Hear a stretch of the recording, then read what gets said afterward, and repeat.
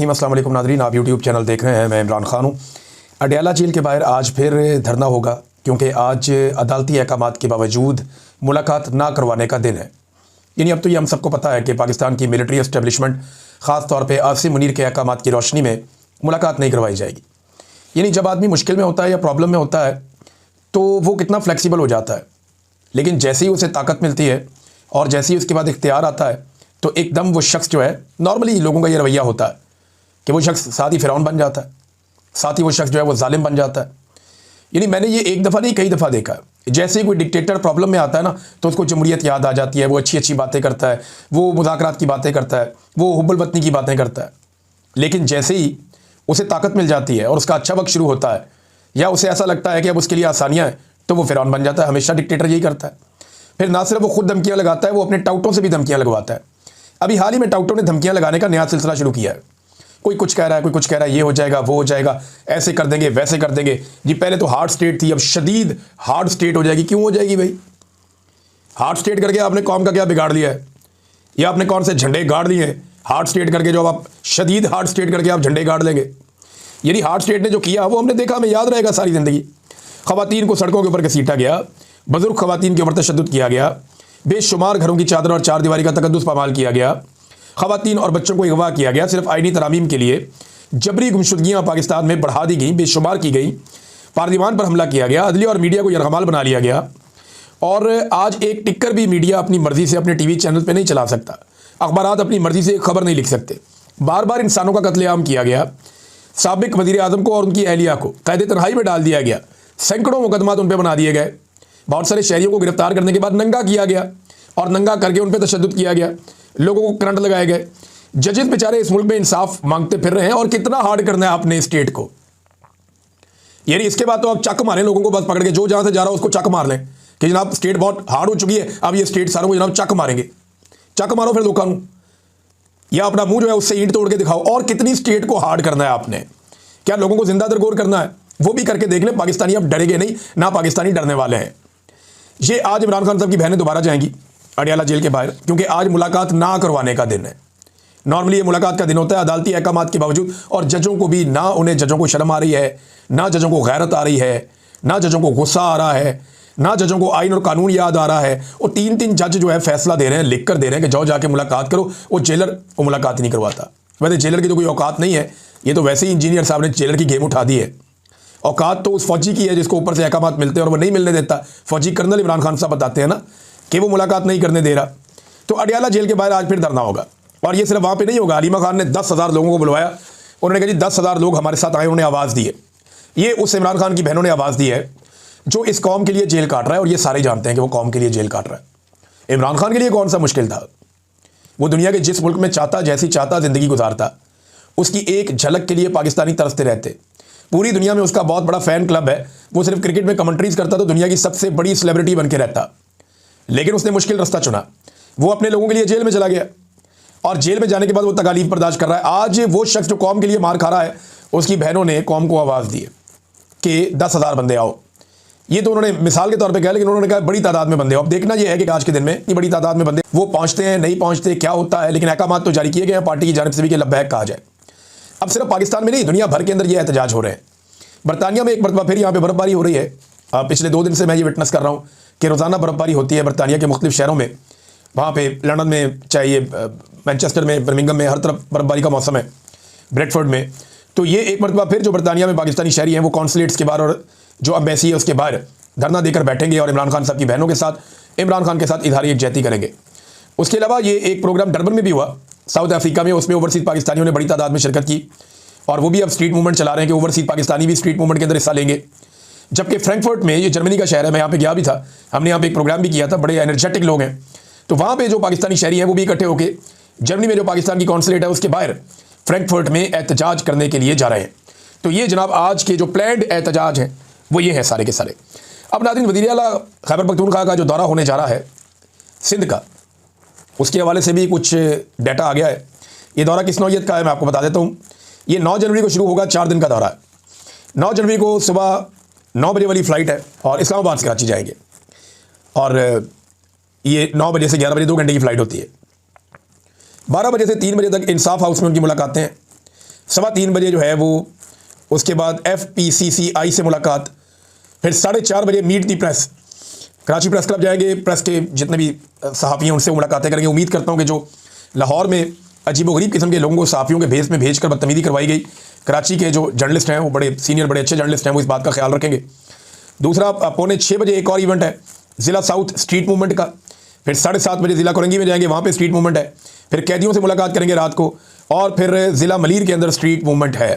अगले दिन ये काफ़िला हैदराबाद की तरफ जाएगा और कराची से हैदराबाद तक के लिए एक रैली निकलेगी सुबह 9:30 बजे, और इसमें मुख्तलिफ लोग इस्तकबाल करेंगे। फिर कोटरी के अंदर एक स्ट्रीट मूवमेंट है, हैदराबाद हाई कोर्ट बार से खिताब है, हैदराबाद प्रेस क्लब के अंदर जाके सहाफ़ियों से खिताब है, फिर स्टेक होल्डर्स राउंड टेबल है, फिर पार्टी इजलास है इंसाफ हाउस हैदराबाद के अंदर, फिर ISF कन्वेंशन है, फिर हैदराबाद में स्ट्रीट मूवमेंट है, फिर सिंध काबीना का इजलास है, और इसके बाद जनाब रात को कराची वापसी है। फिर एतवार को कराची में 11 जनवरी को जो प्रोग्राम है सुबह 11 बजे डिस्ट्रिक्ट सेंट्रल की इनकी एक नशिस्त है तमाम अहदेदारों के साथ। फिर ज़िला कैमाड़ी में स्ट्रीट मूवमेंट, ज़िला वेस्ट में स्ट्रीट मूवमेंट, मज़ार कायद पे हाज़िरी और वहाँ पे आवाम से खिताब है। यहाँ पे उम्मीद की जा रही है बड़ी तादाद में लोग आएंगे। 4:30 बजे का वक्त रखा गया है शाम का, 6:30 बजे जो है वो इजलास है दोबारा से, और फिर यूथ विंग स्ट्रीट मोबिलाइजेशन है, फिर ज़िला ईस्ट मीडिया इंट्रैक्शन है, एक और भी मीडिया के साथ इंट्रैक्शन है इनकी। तो ये जनाब एक और दिन है, और फिर जो आखिरी दिन है 12 जनवरी का Sindh high court bar association से खिताब करेंगे और उसके बाद वापस आएंगे। ये बड़ा तगड़ा प्रोग्राम है। इतनी सियासत तो जरदारी ने और बिलावल ने, ये दोनों बाप बेटे ने पिछले कई सालों में नहीं की जितनी सियासत एक दिन के अंदर सिंध में ये सुहेल अफरीदी करने जा रहे हैं। देखिए, जब लोग आपके साथ होते हैं फिर आपके पास बड़ा मार्जिन होता है, फिर आप खुल के पॉलिटिक्स करते हैं। लोग आपके साथ ना हो फिर आपने क्या पॉलिटिक्स करनी है, फिर आपने पॉलिश करनी है। पॉलिटिक्स तो बस बराए नाम ही होती है। नादरीन, ये एक और खबर है, और पाकिस्तान तहरीक इंसाफ के लोग इस पर एहतजाज कर रहे हैं। लोग ये कह रहे हैं कि जो सेनेटर फौजिया अरशद साहिबा है उनका नाम पॉलिटिकल कमेटी में डाल दिया गया। वो कहते हैं ये खातून पाकिस्तान तहरीक इंसाफ को छोड़ गई थी, और ये खातून जो है वो PTI को बहुत बुरा भला भी कहा नौमी के हवाले से इन्होंने। तो अब ये खातून का नाम क्यों डाल दिया गया पॉलिटिकल कमेटी में, और ये फैसले क्यों करेंगी ये जो बल्दियाती इलेक्शन होने जा रहा है इसके हवाले से। अच्छा, अभी कन्फर्मेशन तो मेरे पास नहीं है, लेकिन मैंने ये बहुत सारी जगहों पर पढ़ा, सोशल मीडिया पर लोग एहतजाज कर रहे हैं। अब देखिए ना, ये मैं ये नहीं कह रहा कि इनको लगाएं या ना लगाएं, वो पार्टी का अपना इनका फैसला, लगाना लगाएं, नहीं लगाना ना लगाएं। लेकिन मैं एक चीज़ पे गौर करता हूँ कि अगर जरदारी या नवाज शरीफ कोई फैसला करें ना किसी बंदे या बंदी के बारे में, अपनी पार्टी का ओहदा, हुकूमत का ओहदा, कुछ भी, तो कोई तनकीद नहीं होती, उन पर पूछते ही कोई नहीं है, क्योंकि उन्होंने अपनी पॉलिटिकल पार्टीज़ में ना तो शऊर दिया और ना ही आज़ादी दी, ना सियासी शऊर ना सियासी आज़ादी, जो दिल करता है करो। PTI में कम से कम ये कि लोग सवाल पूछते हैं, इसको क्यों लगाया, उसको क्यों लगाया। PTI के लोग उस्मान बुज़दार पे तनकीद करते रहे और खुलकर करते रहे और बहुत देर तक करते रहे, और इमरान खान साहब को बड़ी मुखालफत का सामना करना पड़ा उस्मान बुज़दार वाले फैसले पे, गंडापुर वाले फैसले पे। हालांकि गंडापुर का फैसला बहुत अच्छा था, लेकिन गंडापुर साहब कॉम्प्रोमाइज़ हो गए, या उन्होंने एक नया तरीका सोच लिया कि मैं ये वाले तरीके से करूँगा चीज़ें तो ठीक हो जाएगी। इमरान खान साहब के बजाय उन्होंने सोचा कि वो ज़्यादा बेहतर सोच सकते हैं, ज़्यादा अच्छे आइडियाज़ हैं उनके पास। वो इमरान खान को समझना शुरू हो गए थे कि शायद इमरान खान की सोच में कोई कमी है और मैं इमरान खान को खुद बाहर निकालूंगा, तो वो हो नहीं पाया, उनसे हो नहीं पाया। उसके बाद लोगों ने जो उनके साथ किया वो सबने देखा। तो बहरहाल ये अब सेनेटर फौजिया अरशद साहिबा जो हैं, इनके हवाले से PTI के लोग जो हैं वो बुरा मना रहे थे कि ये नहीं होना चाहिए। और इसके बाद नादरीन मैं आपको एक चीज़ और बताता हूँ। लेकिन ना, इमरान खान को इन्होंने मार मार के वो बना दिया जो कोई भी लीडर आज तक नहीं बन सका। लम्स के एक तारीखदान है उस्मान काज़मी साहब, वो ये लिखते हैं कि पाकिस्तान में जो मॉरल सॉवरन थे ना पहले, वो पाकिस्तान के इदारे थे। यानी ये इदारों फैसला करते थे कौन मुहिब वतन है, कौन गद्दार है, कौन क्या। यानी वो इदारों का एक क्राइटेरिया था कि जनाब इनका क्राइटेरिया सेट। अब वो नहीं है, अब इमरान खान है मॉरल सॉवरन पाकिस्तान का, अब इमरान खान है। नेशनलिज्म पहले इदारों के साथ जोड़ी जाती थी कि अगर आप कौम परस्त हैं, मुहिब वतन है, तो आप इदारों के साथ हैं तो फिर आप हैं, वरना नहीं है। अब ऐसा नहीं है, अब इमरान खान के साथ जुड़ती है। अब बंदूक भी है इदारों के पास, ताकत भी है, बजट भी है, तादाद भी है, इख्तियार भी है, हुकूमत भी है, लेकिन फिर भी वो नेशनलिज्म उनके साथ नहीं जुड़ती, वो इमरान खान के साथ जुड़ती है। और ये रियलिटी है, अब इसको माने या ना माने, आज के दिन की रियलिटी यही है। कल क्या होगा आप नहीं जानते, लेकिन आज के दिन तक यही एक रियलिटी है। इमरान खान साहब ने महमूद अचकज़ई साहब को अगस्त में नॉमिनेट किया था, नामजद किया था अपोजिशन लीडर के तौर पे, और अयाज सादिक साहब बहुत बुरी तरह फंसे हुए क्योंकि एस्टेब्लिशमेंट NOC नहीं दे रही। ये हुकूमत एक भी बंदे की तैनाती नहीं कर सकती जब तक कि आसिम मुनीर साहब या उनके जर्नैल या उनकी जो टीम है वो NOC ना दे, तब तक कोई भी अहम बंदा अपॉइंट नहीं हो सकता। ये हुकूमत इतनी मजबूर है। अब अयाज सादिक साहब लगाना भी चाहे तो वो लगा नहीं सकते। ये एक ऐसी एग्जाम्पल बन रही है कि कल को इन लोगों ने अपोजिशन में आना है, और अगर इमरान खान इनका अपोजिशन लीडर ही ना लगाए तो फिर ये कहाँ जाएंगे। तो ये ऐसी मिसालें खुद कायम कर रहे हैं जो आइंदा इनके लिए मुश्किलात पैदा करेंगी, और आइंदा अगर इनके साथ ऐसा कुछ होगा तो इनके पास फिर कोई जवाब या कोई सवाल नहीं होगा जो ये कर सके। जैसा कि आज सोहराब बरकत के साथ हो रहा है। पूरे मीडिया को आवाज़ उठानी चाहिए, वरना बारी बारी सबकी बारी, कल आप उठाए जाएंगे। जब आप उठाए जाएंगे तो फिर आप किस मुंह से कहेंगे कि मेरे लिए आवाज़ उठाओ, अगर आज आप सोहराब बरकत के लिए आवाज़ नहीं उठा रहे तो। हमने आवाज़ उठाई थी हमेशा। कोई इदारा या कोई शख्स रियासत नहीं होता। तो अगर मौलवी तनकीद करना चाहे वज़ीर आज़म पे या आर्मी चीफ के या उसके किसी एक्ट के ऊपर, तो ये रियासत के ऊपर तनकीद नहीं है, ना किसी इदारे के ऊपर तनकीद है। तो अब देखना यह है कि मौलवी रियासत के वफादार हैं या फिर हुक्मरानों के वफादार हैं।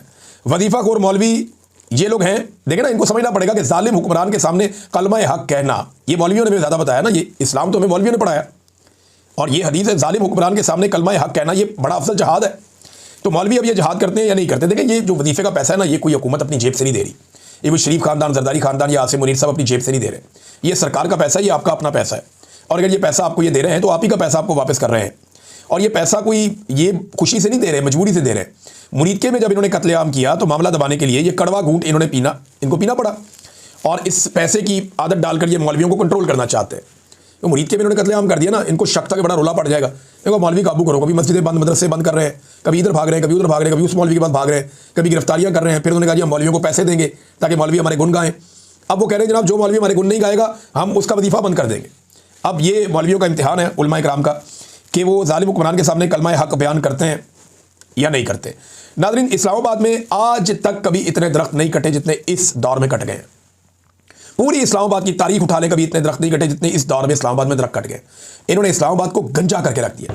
रोजाना की बुनियाद पे कोई ना कोई सहाफ़ी, कोई ना कोई एक्टिविस्ट वो किसी और एक जगह से बता रहा होता है कि यहाँ पे भी दरख्त काटती है, ये भी एरिया गंजा हो गया। हत्ता कि जो लोग इस हुकूमत की मदह सराही करते हैं वो लोग भी वीडियो और तस्वीरें डाल डाल के बता रहे हैं कि जनाब ये दरख्त इन्होंने काट काट के इस्लामाबाद को गंजा कर दिया। अच्छा, यही हुक्मरान जब लाहौर में थे ना, पंजाब में थे, इन्होंने पंजाब को भी गंजा कर दिया था।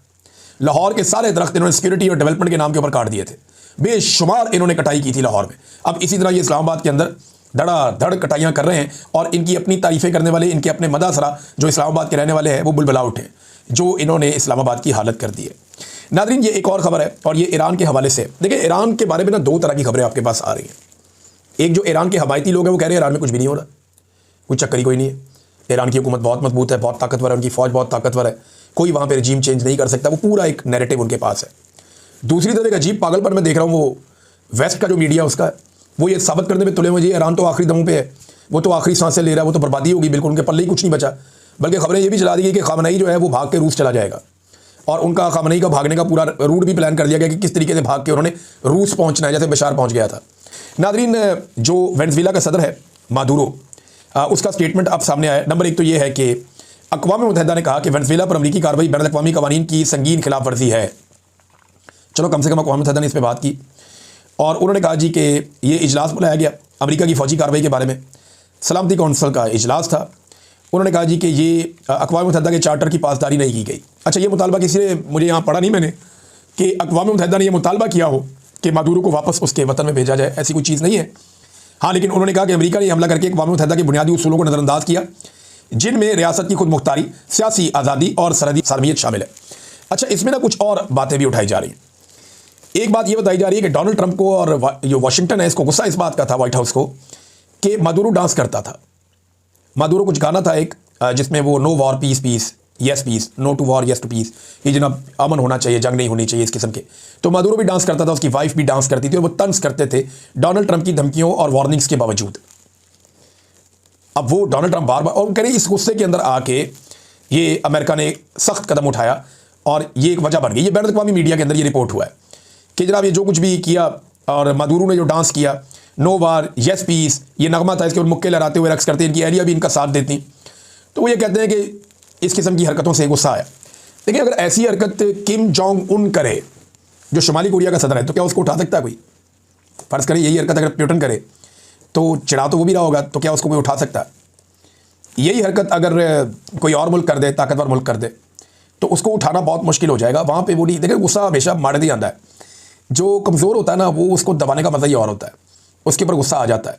यही बात मैंने अपने वीलॉग के शुरू में की थी कि आसिम मुनीर साहब का गुस्सा बहुत कंट्रोल था जब तक कि उन्हें एक्सटेंशन नहीं मिली थी। जैसे ही उन्हें एक्सटेंशन मिली, आप देखें DGISPR ने आके कुत्ता भी कह दिया, कैसे टका के उन्होंने लड़ाई की है, और उनके मुँह से झाग निकल रही थी गुस्से में। ये गुस्सा एक हफ्ता पहले तक, 2 हफ्ते पहले तक नहीं था। जब एक्सटेंशन मिल गई तो एकदम ताकत आ गई ना। तो कमज़ोर के ऊपर गुस्सा वैसे ही बहुत आता है ताकतवरों को। तो अक़वाम मुत्तहिदा का स्टेटमेंट भी आ गया, उसके बेटे का स्टेटमेंट भी आया मादुरो के। मादुरो का जो बेटा है, मादुरो ने तो अदालत में खड़े होकर कहा कि जनाब मैं इस फर्द जुर्म को नहीं मानता। साफ कहा मादुरो ने, मुझे अगवा किया गया है, मैं अब भी वेनेजुएला का सदर हूँ। मादुरो अमरीकी अदालत के अंदर आकर खड़ा हो गया और वहाँ पे आके उसने कहा कि इल्ज़ामात मैं तस्लीम नहीं करता, मुझे अगवा करके लाया गया, मैं सदर हूँ एक मुल्क का। और ये जो तस्वीर आई उसको लेकर आने की अदालत में हेलीकॉप्टर के जरिए लाया गया, फिर उसको और उसकी वाइफ को उतार के अदालत के अंदर पेश किया गया। अदालत ने लंबी तारीख दी है ताकि कोई रोला शोला है तो मुक जाए। 17 मार्च को दोबारा तलब किया है, यानी लगभग 2.25 महीने के बाद अब दोबारा पेशी होगी, 2.5 महीने के बाद। तब तक काफ़ी पुलों के नीचे से पानी निकल गया होगा। तो जनाब ये मादुरो का स्टेटमेंट है, उसके बेटे ने भी एक स्टेटमेंट दिया मादुरो के, और मादुरो के जो बेटे का स्टेटमेंट है उसने अपनी पार्लियामेंट में खड़े होकर, असेंबली में, नेशनल असेंबली जो उनकी है वहाँ पे खड़े होकर कहा कि पापा आपने हम सबको मजबूत बनाया है, जब तक आप वापस ना आए हम अपना फ़र्ज़ निभा रहे हैं, पापा वेनेजुएला महफूज हाथों में है। ये निकोलस मादुरो के बेटे ने ये खिताब की है, चंगे महफूज हाथों में है, पापा को चुप के ले गए अगले। यानी ये ना इक़्तिदार और हराम का पैसा जो है ना, क्या बेड़ा गर्क करता है। वो बेटा जो है उसके बाप को उठा के ले गए और वो कह रहे हैं जी महफूज हाथों में। वो मुल्क का सबसे बड़ा आदमी, the first man of the country और फर्स्ट लेडी, वो दोनों को चुके ले गए अमेरिकन, और वो कह रहा है कि पापा बेफिक्र हो जाए, आपने हमें मजबूत बनाया, खुद आप चुके गए हैं, मुल्क महफूज हाथों में है, हालांकि आपको उठाकर ले गए जो सबसे महफूज आदमी था। तो ये जनाब इस किस्म के लतीफ़े जो है वो इस किस्म की हरकतें और ऐसी चीज़ों के बाद होता रहता है। बहरहाल ये अब तक की जो सिचुएशन है मैंने आपके सामने रख दी, और बाकी जो तस्वीरें उसकी बहुत वायरल हो रही हैं। और ट्रंप ने एक और भी दावा किया है कि मादुरो की गिरफ्तारी के बाद अमरीकी मुदाखलत के बगैर ही क्यूबा की हुकूमत गिर जाएगी, क्योंकि वेनेजुएला जो है ना क्यूबा का खर्चा उठाता था, पैसा वैसा वो लगाते थे और क्यूबा सिक्योरिटी के अंदर उनकी मदद करता था। बहरहाल अब वो कह रहे हैं जी ना होगा बांस तो ना बजेगी बांसुरी। अब तक इतनी, अपना ख्याल रखिएगा, अपने चैनल का भी चैनल को सब्सक्राइब करें, लाइक करें।